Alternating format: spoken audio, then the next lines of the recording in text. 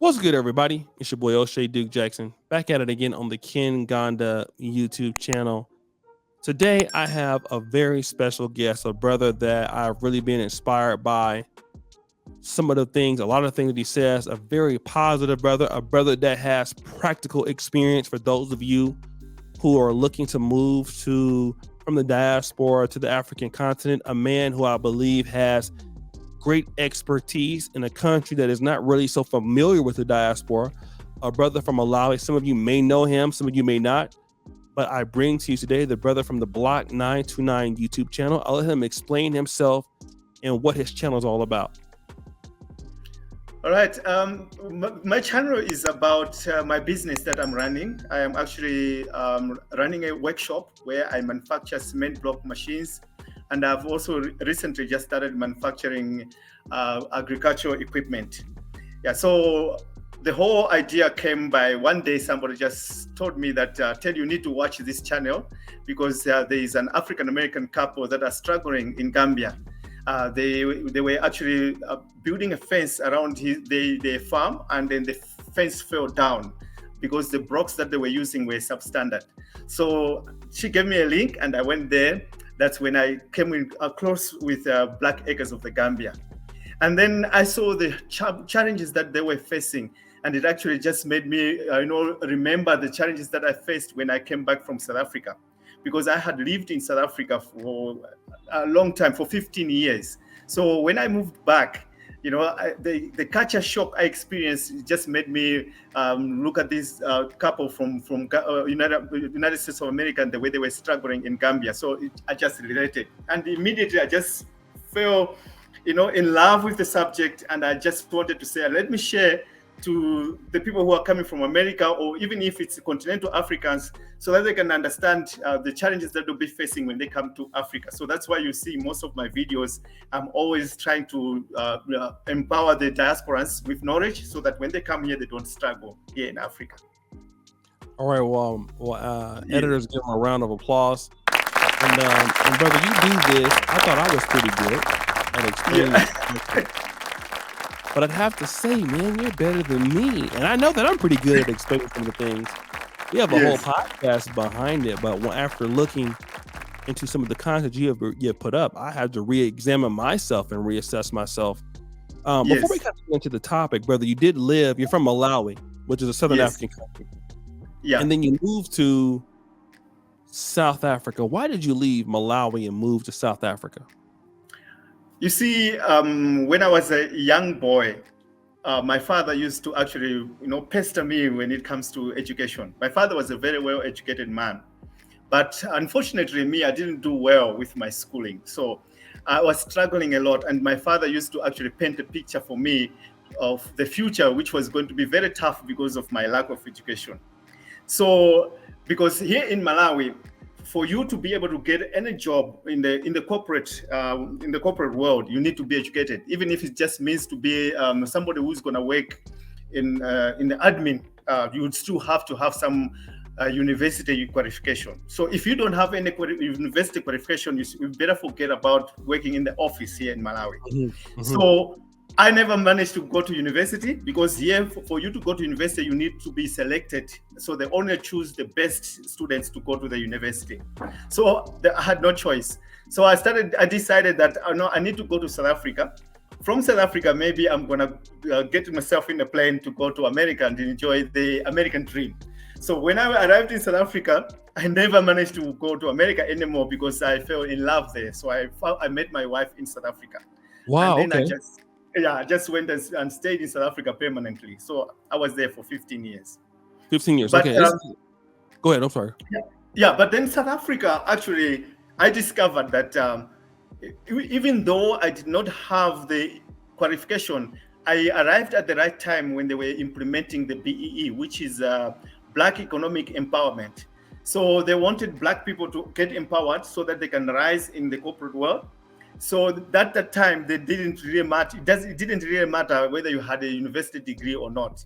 So I found myself rising in South Africa, getting good jobs. I even worked as a supervisor in the casino, got promoted to a shift manager in the casino. I used to run the casino itself. And then also I worked for a big company which produces alcohol, Distel. They produce alcohol like Savannah, Hunters, Amarura. I worked for them, but I worked in the wine section, so I was working as a sales rep. So that's when I got inspired to say, if without education I was able to rise in South Africa the way I did, then why am I here in South Africa? I need to go back home. That's so that I can implement the ideas that I had learned in South Africa. Okay, let me ask you this, because we also heard of cases of, let's say, prejudice against some of the African brothers and sisters, or xenophobia rather, from brothers from other parts of Africa living in South Africa. How did you handle that, or did you experience that, and how did you handle it? Okay, in my stay in South Africa, most of the time that I stay there, I never experienced that with the South Africans. And maybe it could be the reason why. It's because I was in Cape Town, and in Cape Town you have majority whites, and then you have also majority coloreds, and then there's a small the number of black people was less at that time.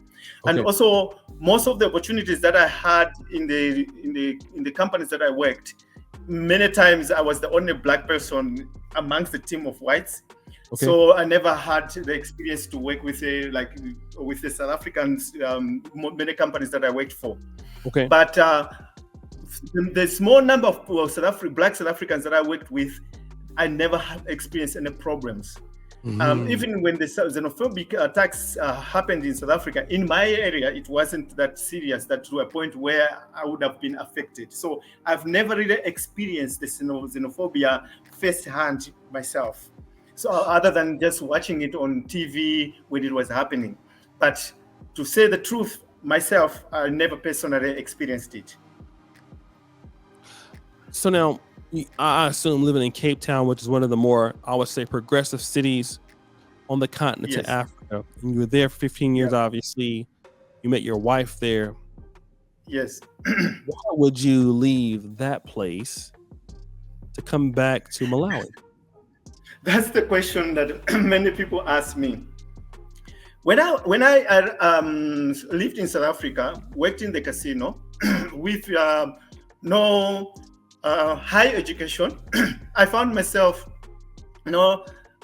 competing in the workplace with a lot of people who had graduates, who had degrees and diplomas.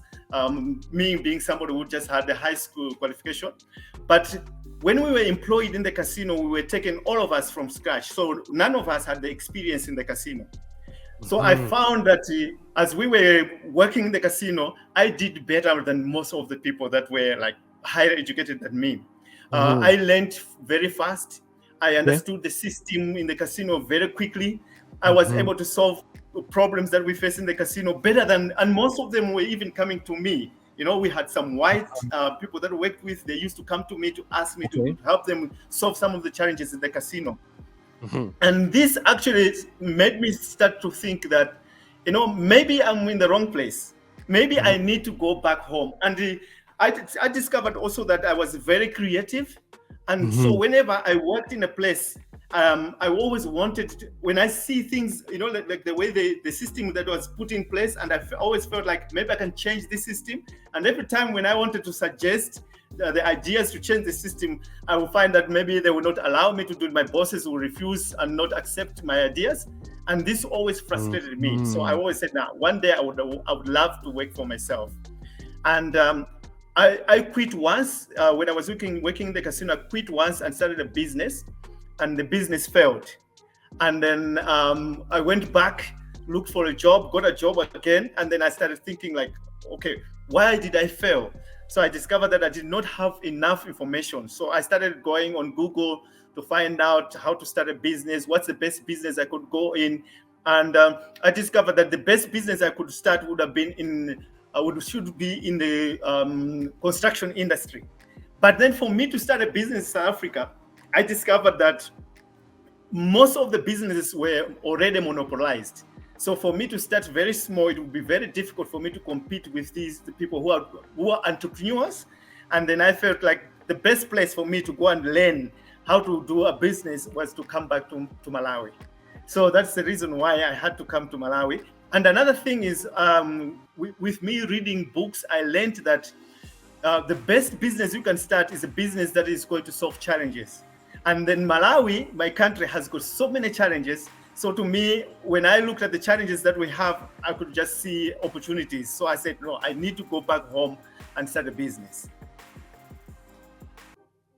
Okay, and that's very well articulated, because I believe for many of us in the diaspora, some of us who have no experience with the country that we're going to, and I'm an African American, I grew up in California from the West Coast, descendants of slaves. I had at least had no experience of what I was getting into here in Uganda. But let me ask you also this, because you articulated that very well. Leaving South Africa, which I've been there, only to Johannesburg, but it has an element of, let's say, first world service in certain aspects. Streets, systems, financial industry is very defined. Apps is there, things like that. So it doesn't feel so much different than, let's say, some of the other countries I've been to, or cities or big cities in Africa. Now you going back to Malawi, living in Cape Town, going back to your country in Malawi, what were some of the challenges you were facing going back to Malawi? All right. Because I had lived in South Africa for 15 years and I worked with big companies, and also living in Cape Town is most of the people that I lived with in Cape Town, they are much, I would say, more westernized comparing with where I come from in Malawi. So I in the 15 years that I lived there, I had adapted to the Western way of living.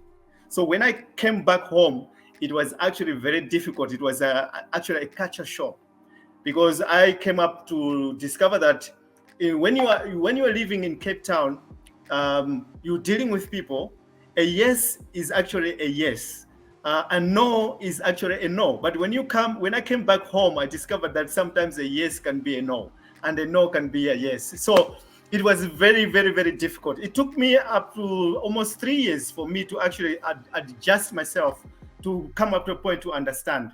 And I almost gave up. I almost went back to South Africa, but I said to myself, no, the challenges that I'm facing, they are not being caused by the people that I'm dealing with.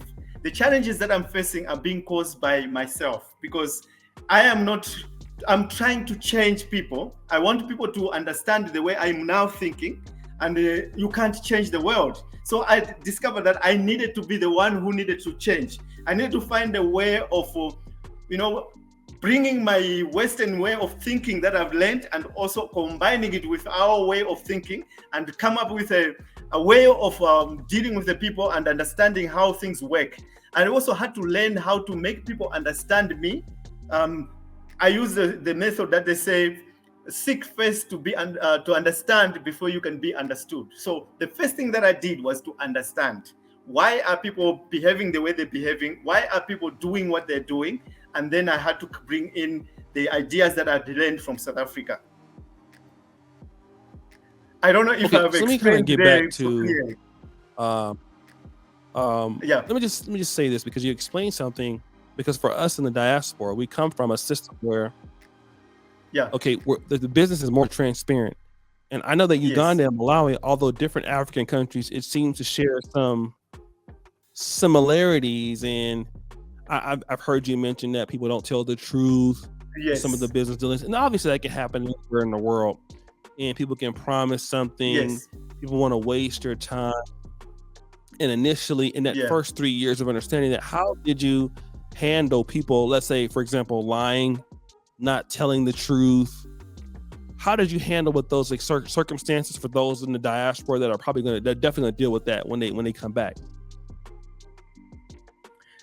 Yeah, it was very difficult. But one thing that helped me was when I was working in South Africa for Distel as a sales consultant, I needed to learn selling skills. So I did a lot of research to learn how to sell. And one of the section of selling that I had learned was, the body language side, where I had to learn how to read body language. So I became very good with it, that it was when I came back home, it was very difficult for somebody to be telling me a lie. So when a person is telling me a lie, it's very, very much easier for me to understand that. But Mm-hmm. what another thing was that I discovered that it is in many times that you're going to be doing business with the people, they will be telling you lies. So in the process of doing your business, you need to start learning to understand. Whenever the person is telling you a lie, you should be able to know. It's very difficult how I can explain it, but I've come to a point where even my wife, she struggled in the beginning, but now she's able to catch it. She knows when a person is dealing with us, whether it's telling the truth or is telling us the lies. So that's how. But reading body language has been a very big benefit for me to be able to deal with people when they're telling lies. But one other thing that I learned was that also when I came here, I learned that honesty is actually one of the what can I say? I used to say honesty is a more scarce commodity you can ever find in Africa in terms of like in my country. So Right. if you are very honest, you can actually use your honesty to your own advantage. Because many people in their dealings, many times they have not really found somebody who can be dealing with them in an honest manner. And this is actually, I can say, is a tool that I've been using in my business. Right now, I don't think there are many people in my country whereby somebody can send something like 500 US dollars to my account and say, Ted, I'm sending you 500 US dollars. I want you to make a machine. But the person has never met me. I think it's very few people who are able to do what I'm doing right now. But this is able to happen because I've managed to sell my honesty to the people. So I always took honesty as one of a product that I can be selling to people. Okay, now let me kind of to get back to that, because some of the people will probably say, because they've never lived in Africa, you growing up in Malawi and having a vast understanding of maybe how some of the culture works, and then living in South Africa, you can be very familiar with this. Now, somebody like me who is an African American, I'm just living in Uganda for the last 5 or 6 years, or off and on, where I'm not familiar with the culture, and it's so easy to be like, you know what, I'm having too many problems here. Let me just go back to the United States, because people here just don't understand me, or I don't understand them, and I keep running into the same difficulties. And so my question is, because obviously you've laid this out before in some of your pre-recorded videos, and then in the fact that you lived in South Africa and dealt with some of this in Malawi, how would you deal with a person that's like, very similar to the black heirs of the Gambia? They're in Ghana, they're repatting, they've never experienced Africa for the first time, and they feel like they're being taken advantage of, and they would like to leave. What would you tell that person? And let's say if they were living in Malawi, how would you tell that person? I would say, I think the biggest mistake that they can ever make is to think of leaving. Because yes, there will be times when people are going to be dishonest with you, but I think the opportunities that are available in Africa outweighs those disadvantages. Why I'm saying this is that the fact that people don't want to be honest in their dealings, they are actually bringing out an opportunity for somebody who wants to come in and take that space and be dealing with people in an honest way. And I'm telling you, if the moment people learn that if they do business with you and they are safe, that nothing bad is going to happen to them, I'm telling you, the word of mouth in Africa spreads very, very, very quickly. The business will just be coming just like that. There's more opportunities that you can exploit in Africa just because a lot of people don't want to do the right thing. So leaving, I think, is going to be a big mistake. Now let me ask. What are the advice for them to stay? Stay and focus on learning to understand why do people have to do certain type of things. And when a person is telling me lies, how do they behave? How do they act? You will start figuring it out. You say, okay, the way this person is talking to me, I shouldn't be able to trust him. You should always listen to your gut and say, okay, the way this person is talking to me, the way he's acting, it's a bit shady, and he's not going to be honest in my dealings with him. Because I think spend more time learning, understanding, and studying. Because if you don't do that, it's going to be very difficult. And then you decide to go back, and then losing the opportunity that is there. In fact, the opportunities that we have in Africa for diasporans, these opportunities are so big for them, because most of them can actually afford to start a business. So I can give an example. If you go in our rural areas, like in Malawi, one of the challenges that people are facing in the rural areas, number one, is transport. And then number two is water. Many people don't have access to water. Number three is electricity. Many people in the rural areas don't have access to electricity. So these are opportunities that diasporan people can provide for these people in the rural areas. You can come with machinery and you start drilling boreholes to supply water for the people, work with the government, and then they'll give you tenders for you to be able to supply water from the villages. You can supply solar systems to the people in the villages. There are even some people that are actually supplying solar, and they let the people in the village pay a monthly fee for the solar. So there's plenty and plenty of opportunities. In the agriculture sector, the people in the villages are still using hoes. You can come to the villages, you can come with tractors, you can afford to buy tractors, and then you can be hiring the tractors to the people in the villages so that they can be using them in the farms. So there is plenty. And for us local continental Africans, we don't have the capacity to be able to get these kind of resources to provide for the people in the villages. But in African Americans, they can group themselves, 10 people, put money together, and start a solar business, or start like supplying machinery for the people in the villages. You don't have to sell it to them, but you can be hiring them, those machineries. So there's plenty of opportunities. Wow. And brother, one of the things I love about you is there are times here in Uganda, I find myself struggling, if I can say that. I find myself struggling. And I believe in God. God has been good to me, but there are those days where Africa gets in the way. Yes. You know what I mean? Yeah. And I found myself one day after I found you, because YouTube recommended, just like, who's this guy? He tell you he's a whole bunch of blocks back there. I was like, who's this guy? And then you really gave a word to my system, and what you said was, listen, people are going to do whatever they're going to do, but always remember the opportunities. And it's so easy to get caught up in power's out. Okay, people are cheating me. People are lying to me. Employees are coming in late. But when I keep hearing about opportunities, there's people like you that I feel that need to have a bigger voice. You're the real Pan-Africans and pro-blacks. I've seen you from your story go back to Malawi and really clean up the people and the act. Yeah. Giving people the 1-year warranty on the devices, and basically just good, because a lot of people feel like in Africa, you have to be a politician to become rich. That's the kind of thing I've seen. Yeah, that's what people, you need to be in the government to get rich. That's what people think. I see a brother like you, when you're talking about the white mechanic from South Africa, he's coming in, he's killing it. Are you talking about like Malawians who are rich, doing very well, they're killing it, buying homes cash? Yes. A lot of the brothers in the diaspora never visit Africa. They don't know about these successful Africans who pay for everything cash that are doing very well. Yes.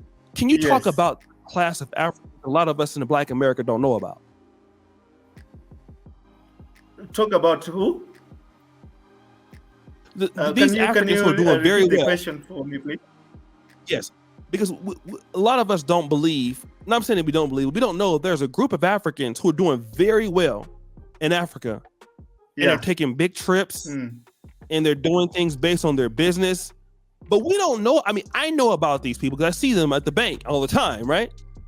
But can you tell about the rich Africans who are doing very well in Malawi, who are building big houses? I know you're building a house. But talk about them, like these people who have actually made it and what their life is like now. Yeah, I was talking about my cousin. Yeah, he's got a business called Mercantile. This business does marketing, and also he's doing some properties. He's got a few properties in town. All right. He doesn't really do much of like exposing himself to people, but he's doing it like, silently, but he's growing very, very big. He owns a resort called Sigelege. I've done a video on my profile for Sigelege. He owns that resort, and there's in Malawi, most of the banks, they are not owned by white people or foreigners.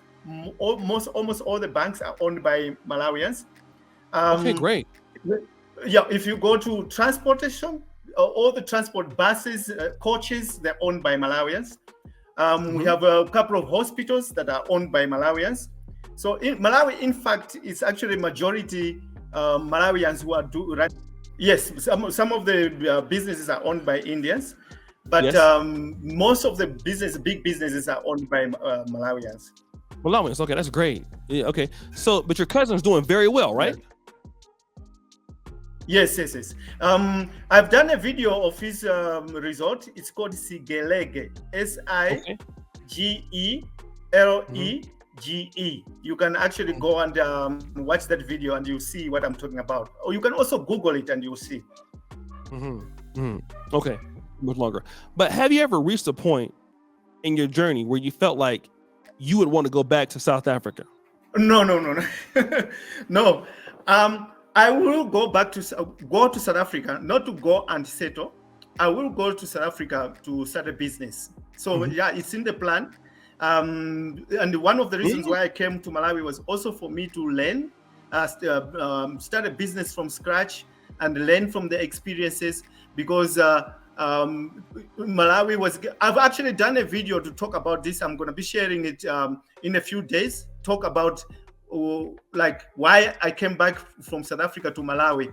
So I'll be sharing a video about that. But yes, one day I'll go to South Africa to start a business, but not to settle, because I know that Malawi offers, for me, I think it offers a bigger platform in terms of starting business, because there's a lot and enough challenges for you to be able to solve.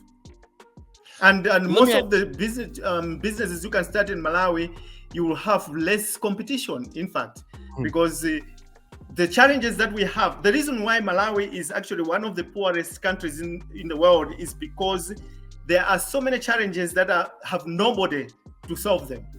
So we Malawians are not solving these challenges. So why should I be running away from opportunity? I would rather just stay here and try to solve as many challenges that we have in my country. Like, for instance, just recently, last year, I had a lot of people calling me and asking me to make a machine for processing soya, because there's a lot of farmers that are growing soya in Malawi, and then they have to process soya manually, and they used to come to me and ask me if I can make a machine. So last year I made 3 machines, and there was a lot of people that came to ask me for this. And this year I've decided to actually be serious and produce more machines, soya threshing machines. So I am now solving this challenge that the farmers have when processing their soya. And there are almost more challenges that farmers are having to process their maize, and then there's also challenges to process groundnuts. So there's plenty of opportunities. So I don't see why I should leave Malawi. What I can be aiming up is to try and maybe get more capital to boost my business, but not for me to leave Malawi to go and start a business in South Africa. I can go start a business there, but not to stay there. I also want to exploit West Africa, but I can go to West Africa, start a business, but not to stay there. I still have to be doing something in Malawi. So last question, brother. I know you're very busy, but I know that you're in Malawi. There's a lot of countries African Americans, the diaspora, are going to. South Africa, Gambia. Yeah. They're going to Tanzania, Ghana, and now some of us are coming to Uganda. But you've been made a strong case for Malawi. Why do you think is Malawi a good place for the diaspora to return to? And if so, why? Okay. I can say Malawi is the best place because, like I said already, Malawi has got a lot of challenges. Many people, they always when they say Malawi is the poorest country in the world, people think that Malawi is poor because of lack of resources. In fact, Malawi is poor because we as Malawians are not solving the challenges. There's not enough Malawians who are, who have got the what can I say, the courage enough to be facing our challenges head on and solve them. But it's not because Malawi is poor. There is a lot of opportunities in the tourism industry. There is a lot of opportunities in the agriculture industry. There is a lot of opportunities in the manufacturing industry. Malawi is an importing country. Malawi is not an exporting country because there's no people who are producing products to be exporting. But Malawi is an agriculture country. We produce a lot of soya, which means that if somebody can come here with machinery, they can start a factory to produce cooking oil. We're growing a lot of groundnuts. We're growing a lot of macadamia nuts. So people can be coming here and do the processing of these products. So Malawi does a lot of farming, but Malawi does not do a lot of processing of our products. So we need people to come in and come with the processes where instead of us selling raw materials out of Malawi, we should be able to process those raw materials in the country. There is a lot of opportunities in the transport industry. So African Americans, they will come here. Everything that they feel that I can't go to Malawi because there is no good hospitals. African Americans must come here and open hospitals because many of the people who have got money in Malawi, when they're sick, they go to South Africa and afford it. So if you say, okay, if I go to Malawi, I'm not going to get good food, you can come here and introduce that, and you can still open restaurants. If you can build hotels, our hotels, you can bring in competition to the people who are running hotels in Malawi because most of them, they're not doing the hotels up to the high standards that are required in the tourism industry. So there is plenty of opportunities. If you go to South Africa, you will have to compete with people who have already monopolized the industries there in South Africa. But when you come here in Malawi, you might be the first one to introduce something here, like to introduce the best hospital, to introduce the best high school, to introduce the best college. So yeah, there's a lot of opportunities. Yeah. Okay, all right. So brother Block 2929, a very powerful brother that can really relate. It's very few times I see a brother from the continent that can has the experience to relate to both sectors of the continental Africans and the Africans abroad, and then those in the diaspora. I mean, you do a great job. You're one of the best I've ever seen explain these things. You have a PhD in this, brother. So I really love your channel. I love what you do. You're a great brother in the struggle and empowering. And even for myself, I've been coming here off and on 6 years, but sometimes I'll listen to you and just to get my mind and having the right mindset, because sometimes in Africa it's easy to get into a negative mindset and it throws you all the way off. But I want to be so thankful for brothers like you who are really telling the truth, to give us a heart to want to work with our people and to keep developing our people, and to know that we have so much work to do, brother. Any last things you want to say today, brother? Yes. Anything else you want to say? Hello? Yes, can you hear me? Okay, yeah. One thing that I can try to advise the diasporans who are coming to Africa is that indeed, when you come to Africa, you are going to face a lot of challenges. And whenever you see those challenges, always think opportunity. I can give you an example. Like for myself, I always listen to people's complaints. Every time people complain, for me, I keep my ears open to listen. And then I always now say, okay, these people are complaining. How can I be the solution to that? Very recently, I heard people complaining about the wheelbarrows that are being made in Malawi, being sold in Malawi. They don't last. They're not strong anymore. So I said, how can I be a solution to that? I've introduced a wheelbarrow that is doing very, very well. Very soon, this wheelbarrow is going to be put in the hardwares where the people will be selling my wheelbarrows in the hardwares. So I always listen to the complaints that people are whenever people complain, and I want to turn those complaints into opportunities.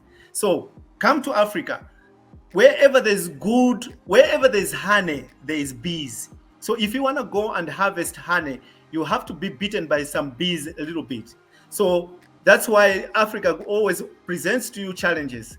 It's because there is honey behind it. So there's plenty of opportunities in Africa. If you can sit down and watch and listen, you will be able to see what I'm talking about. All right. Well, guys. So thank you so much for coming, brother, and subscribe. I want you guys to hit the bell on our brothers here on his channel, and check out the first company at the top, and we'll be out. Peace. Thank you.